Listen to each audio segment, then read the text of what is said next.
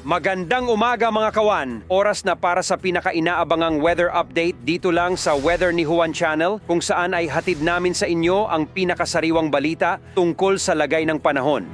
Tara na't alamin natin ang weather update today. Magandang umaga mula sa Pag-asa Weather Forecasting Center.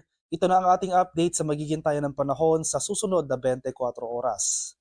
Patuloy ang epekto ng northeast monsoon o yung hanging amihan sa malaking bahagi ng northern at Central Luzon, samantalang easterlies naman o yung mainit na hangin galing sa Karagatang Pasipiko ang umiiral sa nalalabing bahagi ng ating bansa.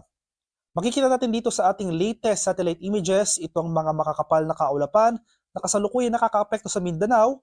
Ito yung epekto o yung patuloy na epekto ng easterlies sa nabanggit na lugar. Kaya for the next 24 hours, asahan natin na posibleng magtagal pa yung mga kaulapan na ito, babagsak or posibleng bumagsak yung mga pag-ulan na dala ng mga kaulapan na ito, especially sa hapon hanggang sa gabi. Kaya sa mga areas ng Mindanao, patuloy tayong maging handa at alerto sa mga banta ng biglaang pagbaha at pagguho ng lupa.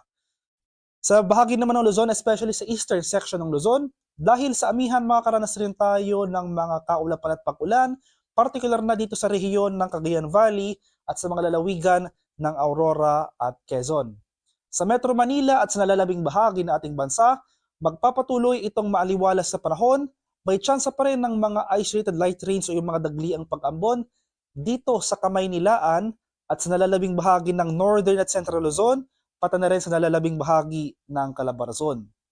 Sa nalalabing bahagi naman ng Luzon, sa mga areas ng Mimaropa at Kabikulan, pati na rin sa buong Visayas, may tsansa naman tayo ng mga localized thunderstorms. Ito yung mga biglaan at panandaliang buhos ng ulan, kadalasang nangyayari sa hapon hanggang sa gabi.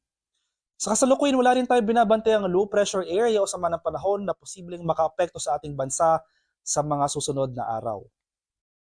At sa kalagayan naman nating karagatan, may gale warning tayong nakataas sa mga dagat baybayin ng Batanes, Cagayan, kabilang na dyan ang Bubuyan Islands at sa area ng Ilocos Norte. Kaya sa ating mga kababayang mangingisda at may mga maliliit na sasakyang pandagat, kung maaari ay huwag po muna tayong pumalaot dahil patuloy tayong makakaranas ng maalon hanggang sa napakaalong karagatan na dala ng amihan.